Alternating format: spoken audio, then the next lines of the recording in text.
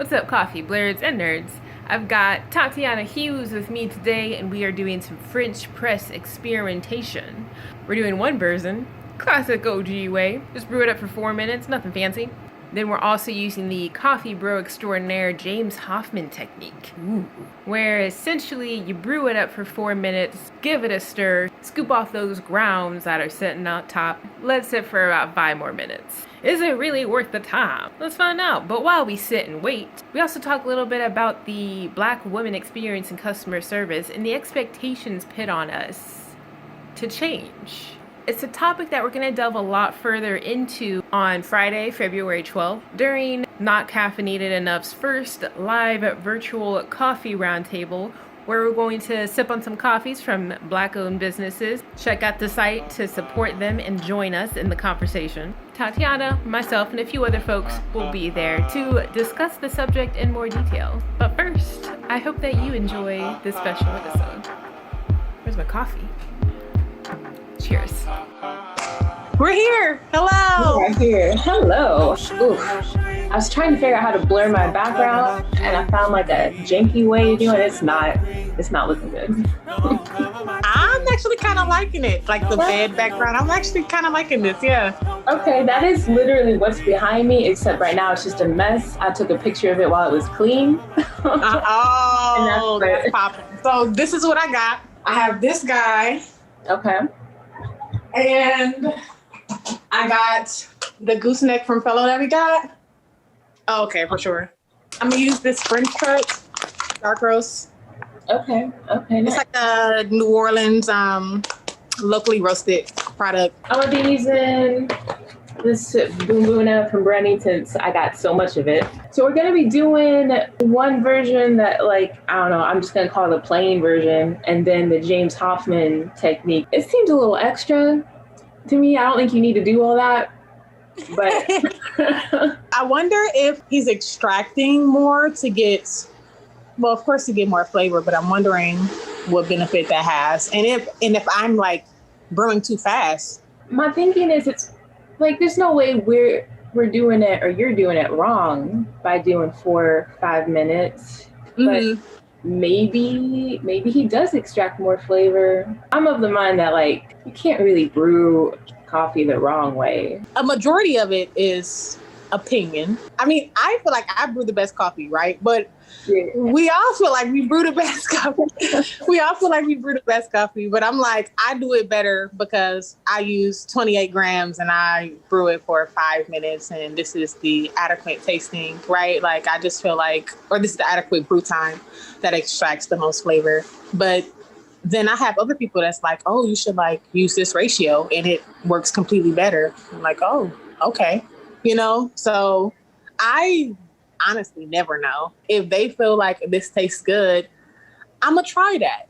Yeah. I'm going to try it out, right? See, I like that attitude, keeping an open mind. If someone tells me, I'll be honest with you, that, like, no, this is the best way to do it, you have to do it this way, I automatically don't trust them. Because who are they to tell me that they figured out the best way? Like, right. I'll be open, I'll try it, but you're gonna tell me that there's no other way better to do this?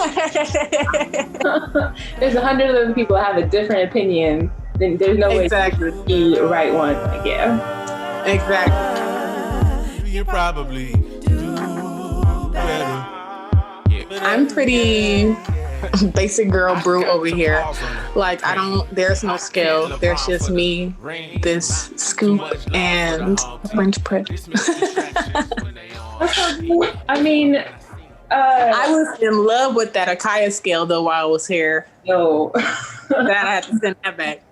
Yeah, I did not think that I would be so attached to a scale.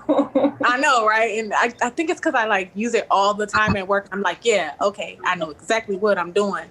And then it was here in my house, and I was like, oh snap, I still know what I'm doing. So that's cool. And then, let's see. This is my first time using this guy, so I'm gonna. Oh, you're grinding, right? Yeah, you can go ahead. Okay. You gonna do like the regular brew first or the James Hoffman? The regular brew first. Okay. Okay. Let's see. I don't let this like bloom or anything. It just goes in here. Yes. Let's see. I'm just gonna do. I don't let it. I'm so like.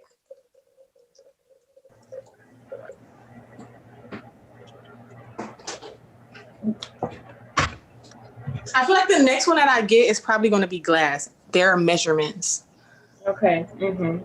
The plastic one does not have that. Yeah. And I mean, like, I always think about, I don't know, like I go back and forth between like being very precise and like measuring everything. And then sometimes I just, eyeball it. Because I always think about my, my grandmother, like my dad's mom, when she taught me her pound, like she had like this brown sugar, cinnamon, she called it sakatimi cake, like pound cake.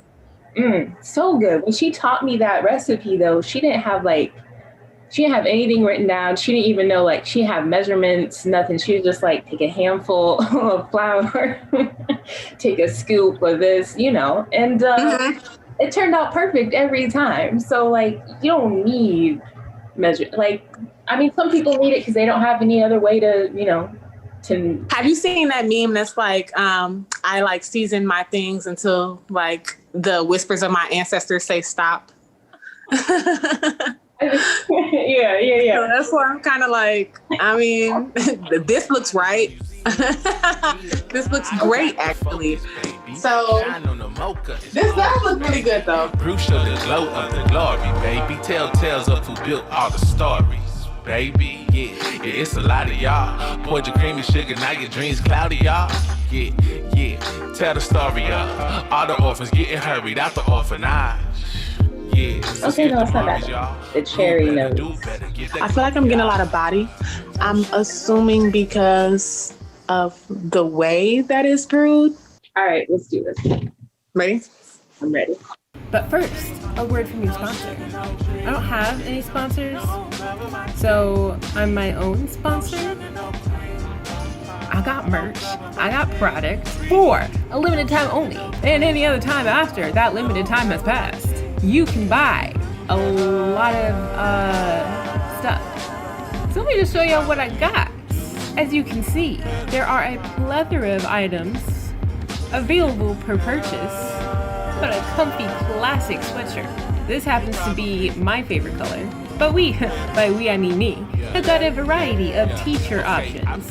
Sweaters with hoods, sweaters with pockets, face masks, the logo in gold, and even a sticker. So stop by the Not Caffeinated Enough store by going to Instagram and checking out the link in my bio, or go to my website at notcaffeinatedenough.weebly.com.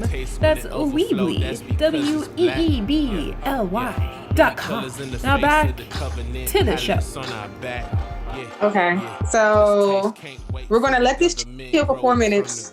Then we're gonna stir it and scoop the grinds off the top. Let it sit for like 5 more minutes. One of the things I really liked about your presentation that I do remember is you were talking about basically like staying true to yourself. Like, was there like any particular moment that made you think, I really don't have to fit your mold, or where did you always like have that in mind? The way that I have seen girls get mistreated, Black girls get mistreated, the way that I have been mistreated as a Black girl in coffee, is very regular. And by mistreat, of course, I mean, a lot of things are very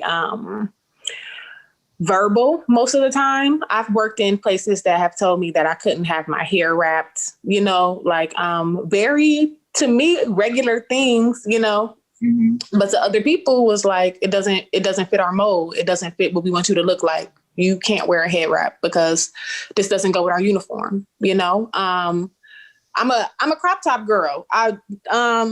And not for body shaming or anything, but just to feel comfortable in my skin is the best way that I can serve your customers, period, but I've had people tell me, like, and I understand certain rules and regulations also, especially dealing with like coronavirus and everything, right? So scan out, I get it, but I just feel like there's also a level of like reciprocity that can be, and like respect that can be utilized when it comes to how people discuss individuality, like especially when it comes to like piercings or how you wear your hair or anything, I think that a lot of times people try to use like individuality as a crutch to like kind of mold other people to go the same route, and I don't think that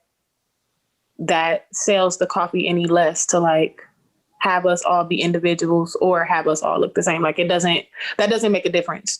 Right. So I could stand here inside of with a bandana on and still know the difference between a Guatemalan coffee and an Ethiopian coffee or whatever. But me wearing what I'm wearing has nothing to do with like what you're doing over here. So I do think that I have been affected by it enough to like kind of speak loudly about it at this point, because I just don't see enough girls kind of like wear themselves truthfully, like they don't, a lot of us kind of like close in, a lot of us like we don't really pay attention to like how comfortable we feel. We try to make other people comfortable. I'm also not keeping time. I'm sorry. It is 4 minutes now, so I'm gonna go and say. You got my spoon. Hey. And then you let whatever's gonna sink go ahead and sink, and then scoop the foam off. Man, I do not see myself doing this to make coffee.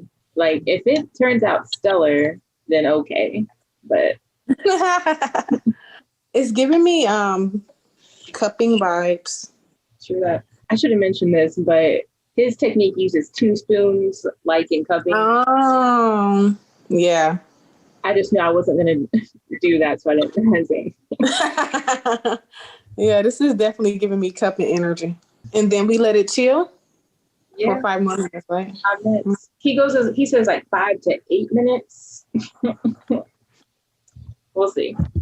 But yeah, so I never really understood why like more coffee shops did not realize their baristas would work better if they felt comfortable, like if they felt comfortable to be themselves. I mean, that just seems so obvious, but so many people just like insist on creating these rules that don't really matter. Like, you have to look a certain way, you can't wear this or that just because it's new to me, like that just seems like I don't understand.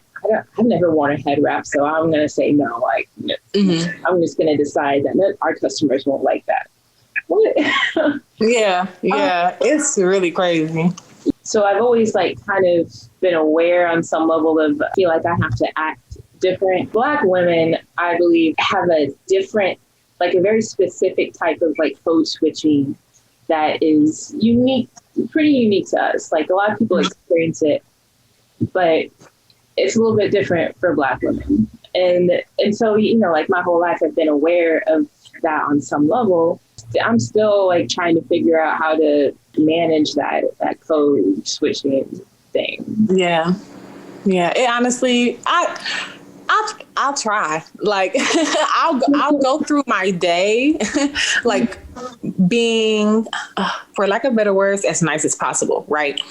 I'll go through my day trying to be as nice as accommodating as I can be. I've been like from barista to management at this point. So there are a lot of things about being at the front line that doesn't happen for people on that back end for management.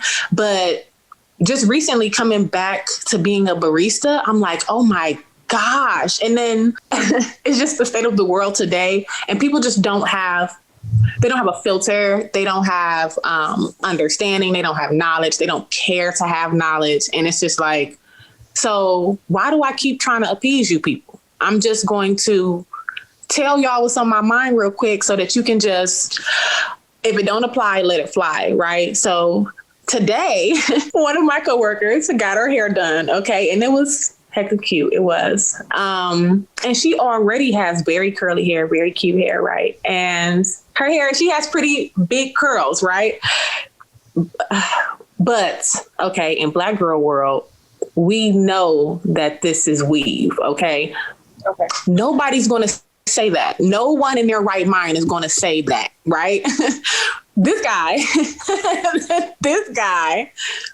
race unmentioned, happens to say, your hair had gotten really long. I really like your hair like that. You should straighten your hair more often. Sir, if you don't take this coffee and leave, and that is really traumatic for me as a Black woman, and a lack of wisdom and knowledge for you as another person to say what you just said and have no understanding of even the world today.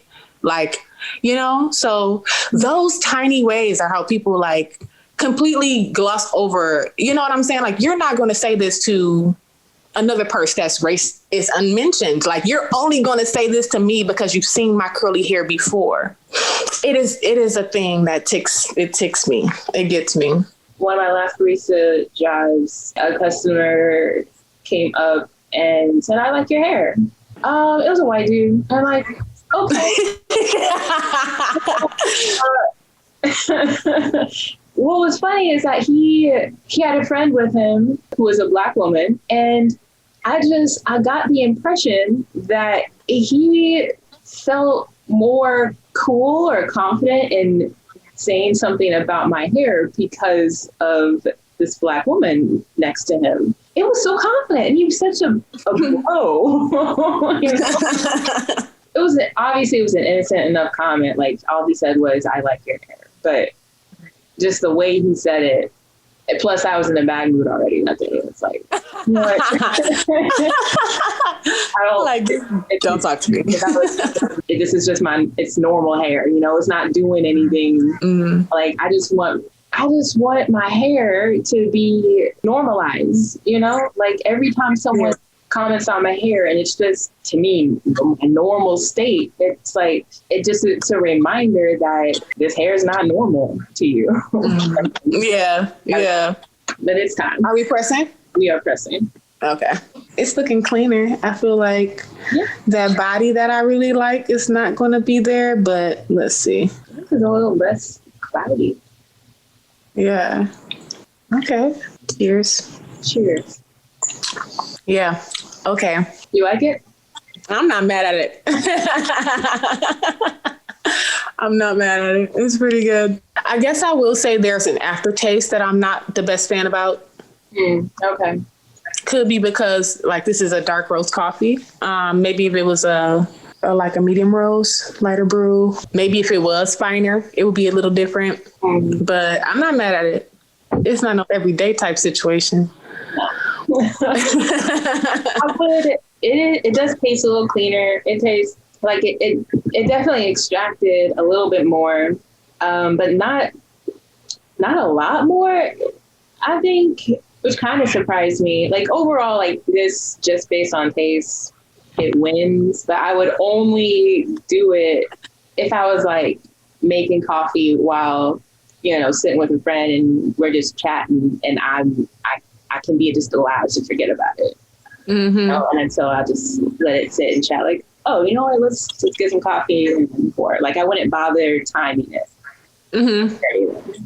Yeah. I can get where he was going with it. I do agree. If it's definitely a friend type of situation, let's brew this coffee and sit amongst each other.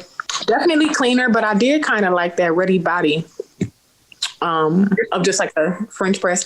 But I've also, I guess without timing it, without working it for money, if you just set it to the side and just leave it, I don't think that there's anything I think that I'll probably do that more often now. Okay. Yeah. Just sitting it to the side. Cause I don't know. I'm always just I want to see it do the thing. I mean, I don't know. Pretty much every coffee shop's a specialty coffee shop, but I was going to say a specialty. Like if you're doing like French press, AeroPress, and, you know, different brew methods for folks. If I was working in a place like that, I could see setting it aside and then like I'd be able to explain to people. Like I bet in a place like that, the customers will just eat it up if you told them about James Hoffman. And it's like, yeah, this is his special technique. Like, yeah, okay. Like if I was the only one in my shop who knew about this thing, like if no one else was doing it, I might avoid it based on the other shops that I worked at because they'd be looking at their watch. Like, right. Excuse me, did you forget about my coffee? It's been sitting there for 5 minutes. Right. Exactly.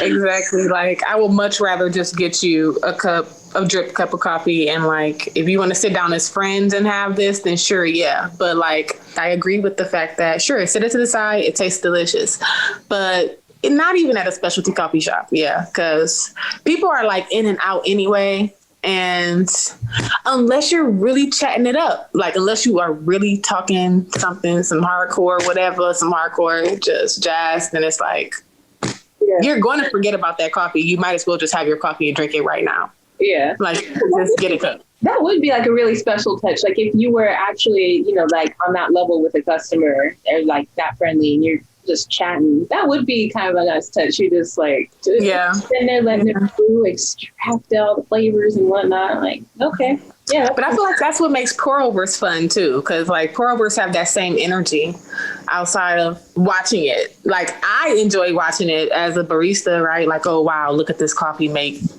you know, like look at this coffee brew. But I enjoy watching it. But I think for the like pour overs are more of a shared experience, right? And French press can be too, as we've clearly just seen. But like I think that might be the point, right? Like that it still can be that experience. Yeah, I mean, I don't know exactly what it does to like after you stir it to let it sit more, because at that point it's not, there's still a little bit of extraction going on, I know, but not really. Yeah, 'cause I enjoy seeing the crema. For me is what makes me feel like I'm brewing a good cup of coffee. So when I take off the crema, I'm like, okay, where are my oils? What's left? You know, but I guess the over extraction takes up for the oils ? Well, okay. So during a cupping, when you're cupping coffee and you're tasting it, right? When you scoop that off, essentially those grounds are still at the bottom. Whatever is on the top, you just brewed a cup of coffee, right? But those grounds are still on the top, and normally your grounds are still going to be at the bottom. So when you scoop that off, you're just getting to the root of the coffee. You're getting to the coffee. That is how roasters taste their batches. When you're scooping off those oils, I don't think that is more or less it adds anything, but giving you the cup of coffee that you're expecting. I don't know. Gotta ask some more of my roaster friends.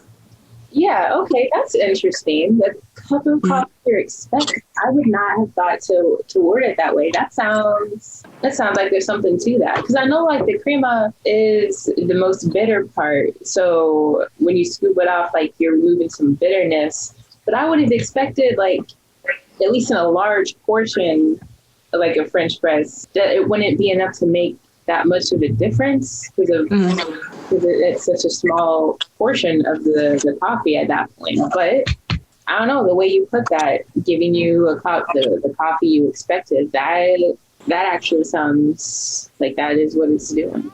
You know? Yeah. Huh. Interesting. That's my answer, and I'm sticking to it. I mean, I liked mine, but that is good. Again, only with someone next to me. Yeah, for sure. Let me show you my special French press experiments. Yeah. People are like, oh yeah, show me. Yeah, cool. And then it takes 10 minutes, but it's like a really good cup of coffee. It's worth it. Yeah. Thank you, TaTeona, for joining me. Thank you for having me. Thank you. Yeah, it's been a long road here, but we got here. You got it.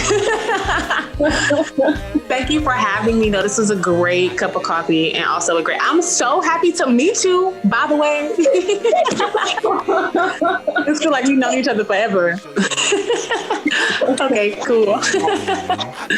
Bye. I can only be me. I can only be me.